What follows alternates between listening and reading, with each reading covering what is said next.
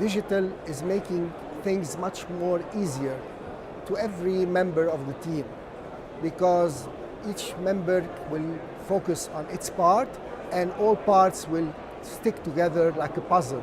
And it is very easier now to do it, to redo it, and so on.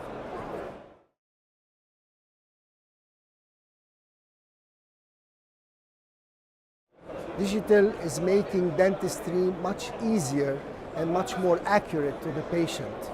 It is simpler during the act and the outcome is much better for him, quicker also at every step of all the way.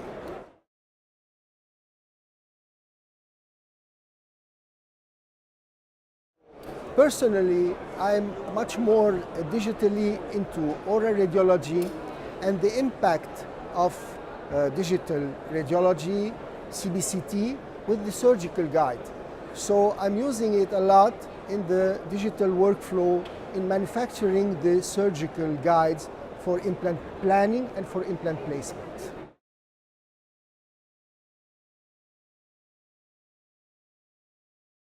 I think that digital, like it went into every part of our life, in everything, starting from the phones and everything, it is becoming more and more into dentistry.